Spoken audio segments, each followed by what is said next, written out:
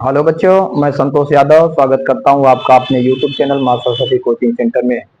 तो आइए बच्चों, देखते हैं आज की क्लास में हम क्या पढ़ेंगे। तो आज हम लोग पढ़ेंगे प्रश्नावली 5.1 का क्वेश्चन नंबर 4। तो क्वेश्चन नंबर 4 में कई सवाल हैं, जिसमें आप लोगों को हम पिछली वीडियो में 6 बता चुके थे। तो आज आप लोग देखेंगे 7वां सवाल। 7वां इसका क्या है, देखिए। 0, -4, -8, -12, ये हमें श्रेणी दी हुई है। और क्वेश्चन में क्या कहा गया था? क्वेश्चन में कहा गया है कि निम्नलिखित में कौन एपी है, और यदि कोई एपी है तो उसका जो है सार्वंतर और उसके 3 और पद ज्ञात कीजिए। तो देखिए, हमें श्रेणी दी गई है 0, -4, -8, -12। तो हम सबसे पहले चेक करेंगे कि एपी में है या नहीं है। इसके लिए क्या करना होगा हमें, जैसा कि हम बता चुके हैं, सार्वंतर हमें निकालना होगा। तो देखिए, यहाँ पे देखिए 4 पद हैं, पहला, दूसरा, तीसरा और चौथा। इसे हम लिख सकते हैं A1 बराबर 0, A2 बराबर -4 और A3 बराबर -8 और A4 बराबर -12। इस तरह से हमें 4 पद दिए हुए हैं, और इन्हें हमें चेक करना है कि यह एपी में है या नहीं है। एपी का मतलब एरिथमेटिक प्रोग्रेशन, या जिसे हम कहेंगे समांतर श्रेणी। तो देखिए, तो सबसे पहले इसका सार्वंतर हम निकालेंगे। और सार्वंतर को किससे प्रदर्शित करते हैं? डी से। डी बराबर क्या होता है? A2 minus A1। तो डी बराबर हम निकालेंगे, A2 का मान कितना है? -4, माइनस A1 क्या है? 0। डी बराबर -4 में से 0 घटाएंगे, -4 में से 0 घटाएंगे तो क्या आएगा? -4। ठीक। पुनः हम सार्वंतर निकालेंगे। हम देखते हैं, डी बराबर हम लिख सकते हैं A3 minus A2। A3 minus A2। तो डी बराबर मान हम रखेंगे, A3 हमारा क्या है? -8 और A2 -4। तो यहाँ पे हम लिखेंगे -8 माइनस ब्रैकेट में -4। देखिए आगे, हम ब्रैकेट तोड़ते हैं। ब्रैकेट तोड़ेंगे तो क्या होगा? -8 माइनस माइनस क्या हो जाएगा? +4। आगे देखिए, -8 में से 4 निकल जाएगा, क्या बचेगा? -4। देखिए यहाँ पे D-4 आया, यहाँ पर भी D-4 आया, अर्थात सार्वंतर क्या है? समान है। हम बताए थे आप लोगों को, सार्वंतर यदि समान रहेगा तो यह जो है समांतर श्रेणी में है, और सार्वंतर समान नहीं है तो समांतर श्रेणी में नहीं है। तो हम क्या लिखेंगे यहाँ पर? सार्वंतर समान है। सार्वंतर समान है, अतः यह एपी है। सार्वंतर समान है, अतः यह एपी है। जो श्रेणी दी गई है वो समांतर श्रेणी में है। अब हमें क्या ज्ञात करना है? इनके 3 और पद ज्ञात करने हैं। इनके 3 और पद ज्ञात करने हैं। तो चलिए देखिए, हम देखते हैं इनके और 3 पद। तो पहला पद हम निकालेंगे। देखिए, 1, 2, 3, 4 पद हमें मालूम है, तो हम इसका 5वां पद लेंगे A5। 5वां पद लेंगे A5। तो A5 बराबर क्या होगा? A plus 4D। आप लोगों को हम बता चुके हैं A5 बराबर A प्लस 4D। तो A5 का मान, A का मान देखिए, पहला पद A1 ही A है, और A हमारा क्या है? पहला पद 0 है। 0 प्लस 4 गुणे D हमारा कितना आया है? -4। -4 यहाँ पे हम रखते हैं। आगे देखिए, यहाँ पे 0 लिख देते हैं। 4 और 4 का गुणा होगा +4 और -4। +4 और -4 गुणा करेंगे, 4 चौके 16, -16 कितना? -16।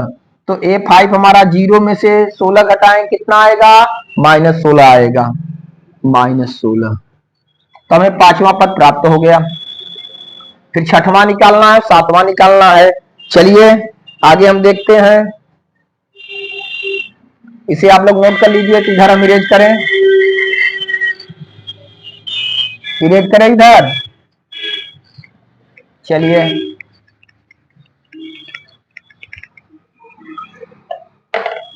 पांचवा में प्राप्त हुआ, छठवां देखेंगे A6 बराबर A+5D, A6 बराबर A+5D। चलिए A6 बराबर A का मान वही शून्य है पहला पद, +5 गुणे D का मान हमारा कितना आया है, -4 लिख दिए, बराबर 0। 5 चौक 20 प्लस माइनस क्या हुआ है, -20। 0 में से 20 घटाएंगे क्या आ गया, -20। ठीक, तो हमें छठा पद ही प्राप्त हो गया। सातवां देखिए A7 बराबर होगा A+6D, A7 बराबर A+6D। फिर आप मान यहां प्रतिस्थापित करिए, A का मान 0, 6 गुणे D का मान फिर वही -4, A का मान 0, फिर 6 चौके 24 प्लस माइनस -24। 0 में से 24 घटा दिए क्या बचा, -24। इस तरह से हम देख रहे हैं पांचवा पद, छठवां पद और सातवां पद हमें ज्ञात हो गया। तो हमसे यही पूछा गया था कि यदि यह समांतर श्रेणी में है तो इसका सार्वधान्तर ज्ञात कीजिए और इसके तीनों पदों को लिखिए। तो हम जो है यहां पे लिख देंगे, इधर इरेज करें हम। चलिए देखिए इधर,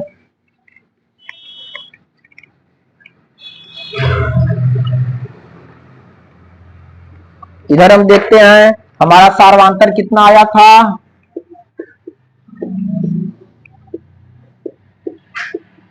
सार्वधान्तर हमारा आया था -4। ठीक, और हमें तीनों पद लिखना है। पांचवा पद -16 था, एक ठो -20 था, एक ठो -24 था। तो हम तीनों पद लिख देंगे -16, -20 और -24। इस तरह से देखते हैं, यही हमारा आंसर हुआ। चलिए आप लोग नोट कर लीजिए, फिर अगले सवाल की तरफ चलते हैं। आइए बच्चों अगले सवाल की तरफ चलते हैं। अगला है हमारा, देखिए कैसी श्रेणी है, -1/2, -1/2, -1/2, -1/2। तो हम इसे चेक करेंगे कि यह समांतर श्रेणी में है या नहीं है। चलिए तो फिर उसी तरह से हम लिखेंगे A1 बराबर -1/2, A2 बराबर -1/2, A3 बराबर -1/2 और A4 बराबर -1/2। चारों पद हमारे -1/2 ही है। ठीक, चारों पद क्या हैं, -1/2 ही हैं। चलिए तो सबसे पहले क्या हम निकालेंगे, सार्वअंतर। सार्वअंतर D बराबर A2 माइनस A1। तो D बराबर देखिए A2 का मान -1/2 माइनस फिर A1 का मान भी -1/2। तो D बराबर -1/2 माइनस माइनस +1/2। यहाँ पे हम देख रहे हैं कि -1/2 है और +1/2 है, दोनों समान है, चिन्ह विपरीत है, कट जाएगा। 1/2 से कैंसिल हो गया, हमारा जो है कॉमन डिफरेंस अर्थात सार्वअंतर कितना आ गया, 0 आ गया। फिर देखिए, फिर हम D चेक करते हैं, D बराबर हो जाएगा A3 माइनस A2। तो D बराबर A3 कितना है, वही -1/2, फिर माइनस A2 कितना है, A2 -1/2। चलिए देखिए क्या लिखेंगे हम, यहाँ पे -1/2 माइनस माइनस +1/2। फिर हम देख रहे हैं दोनों समान है, चिन्ह विपरीत है। फिर जो है 1/2 से कैंसिल हुआ, D का मान हमारा कितना आ गया, 0। यहाँ पर भी D का मान 0, यहाँ पर भी D का मान 0, अर्थात सार्वअंतर जो हमारा आया वो क्या है, समान है। क्या लिखेंगे हम? सर्वांतर समान है। क्या है? समान है। सर्वांतर समान है तो यह एपी है। अतः यह एपी है। यह एपी है का मतलब जो भी हमें श्रेणी दी गई है वो समांतर श्रेणी में है। ठीक। अब इसके हमें क्या ज्ञात करने हैं? 3 और पद ज्ञात करने हैं। चलिए तो इसे आप लोग जो है नोट करिए, तो हम बता रहे हैं आगे। इरेज करें इधर। चलिए इरेज करते हैं हम। चलिए इसके आगे हमें 3 पद ज्ञात करने हैं। 4 पद हमें मालूम थे। 5वां पद देखेंगे A5 बराबर A प्लस 4D। ए का मान -1/2 प्लस 4 गुणे डी का मान 0 आया है। -1/2, 4 में 0 का गुणा करेंगे क्या हो जाएगा? 0 हो जाएगा, क्योंकि किसी भी संख्या में हम 0 से गुणा करते हैं तो हमें क्या प्राप्त होगा? 0 प्राप्त होगा। चलिए -1/2 में हम 0 जोड़ेंगे तो क्या आ जाएगा? -1/2 ही आ जाएगा। इस तरह से 5वां पद हमें ज्ञात हो गया। 6वां देखिए A6 बराबर A प्लस 5D।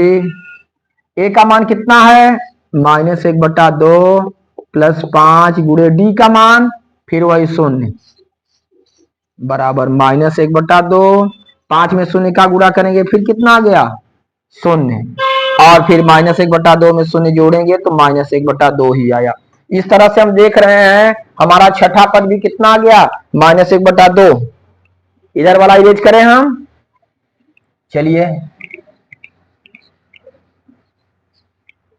देखिए 7वां पद हम निकालेंगे। A7 बराबर A प्लस 6D।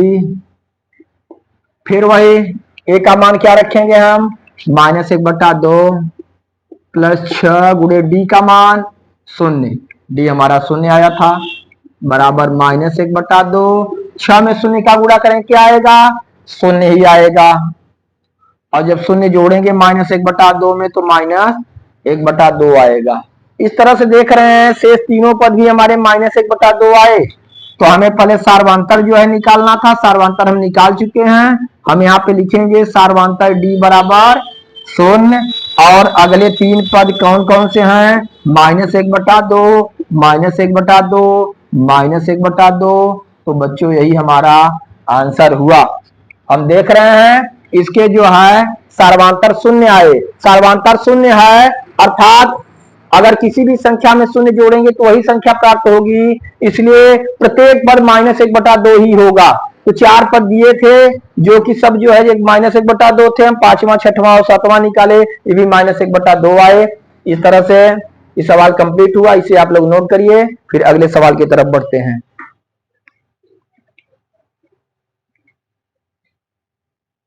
चलिए बच्चों अगली श्रेणी हम देखते हैं क्या है। 1 3 9 27। पहला पद 1, दूसरा पद 3, तीसरा पद 9 और चौथा पद 27। इसे भी हम चेक करेंगे। चलिए पहले हम लिखते हैं A1 बराबर 1, A2 बराबर 3, A3 बराबर 9 और A4 बराबर 27। चारों पदों को हम लिख लिए। क्या निकालेंगे अब?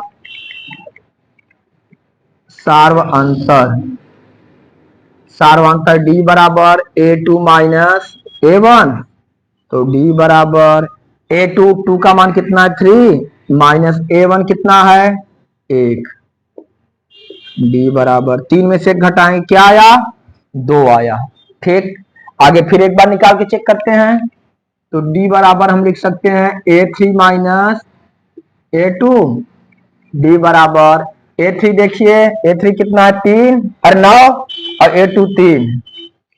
9 माइनस 3 तो D बराबर कितना? 9 में से 3 घटाएंगे 6 आया। यहां देख रहे हैं कॉमन डिफरेंस हमारा आया 2 और यहाँ कॉमन डिफरेंस कितना आया? 6, अर्थात सार्वंतर समान है नहीं है। जब सार्वंतर समान नहीं है तो यह एक समांतर श्रेणी नहीं है। तो हम लिख देंगे सार्वंतर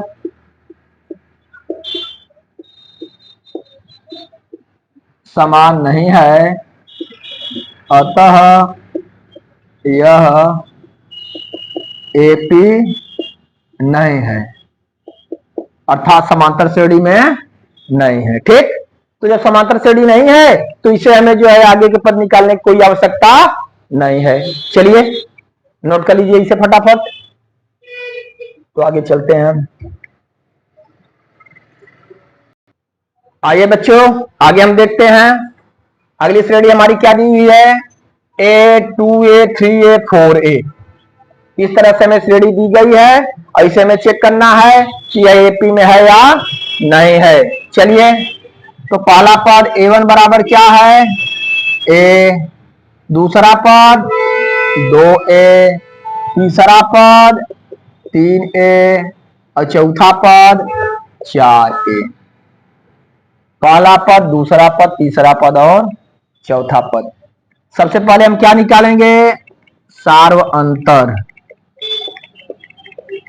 सार्वअंतर D बराबर A2 माइनस A1, तो D बराबर A2 कितना है 2A माइनस A1 कितना है A। 2A में से 1 हटाएंगे, क्या आएगा A, तो सार्वअंतर हमारा आ गया A। फिर आगे एक बार निकालेंगे सार्वअंतर, D बराबर A3 माइनस A2, D बराबर A3 कितना है 3A और A2 कितना है 2A, 3A minus 2A, D बराबर 3A में से 2A घटाए क्या आया A आया। सार्वअंतर मिला, हाँ सार्वअंतर क्या है, समान है।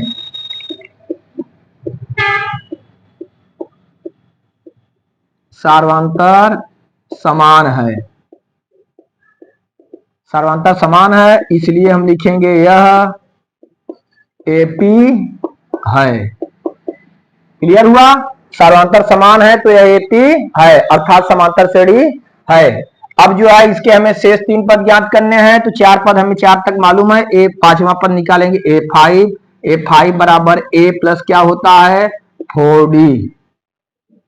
ए अर्थात पहला पद, और पहला पद क्या है A ही है, A अब प्लस 4 गुणे D का मान क्या आया है A, अब प्लस A का गुणा 4 में करेंगे, A का गुणा 4 में करेंगे क्या आएगा 4A, 4A। A और 4A को हम जोड़ते हैं, A और 4A जोड़ेंगे कितना आ जाएगा 5A, कितना 5A। ठीक, तो इस तरह से जो है हम देखें कि हम जो है 5वां पद निकाले, क्या आ गया हमारा 5A। चलिए इधर इरेज करें, हम नोट करिए, आप लोग इरेज करते हैं।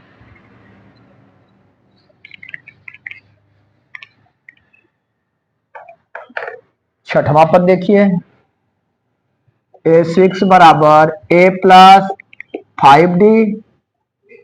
पहला पद A ही है, 5 गुणे D का मान A प्लस 5 में A का गुणा करें क्या आ जाएगा 5A, A और 5A जोड़ेंगे कितना A हो जाएगा 6A। छठा पद भी हमें प्राप्त हो गया। सातवां हम देखेंगे A7, A7 बराबर क्या होगा A प्लस 6D। A पहला पद है, पहला पद हमारा A ही है, A प्लस 6 गुणे D का मान A ही है A प्लस 6 में A का गुणा करें क्या होगा 6A, और A और 6 जोड़ेंगे तो क्या आ जाएगा 7A। इस तरह से देख रहे हैं हमारा सार्वअंतर भी मालूम हो गया और हमें शेष तीनों पद भी मालूम हो गए। तो हम लिख सकते हैं यहाँ पे देखिए, सार्वअंतर D बराबर A हो गया। और देखिए अगले 3 पद हमें कौन कौन से मालूम है 5A, 6A और 7A। इस तरह से बच्चों यही हमारा आंसर हुआ। ठीक, चलिए नोट करिए फटाफट इसे।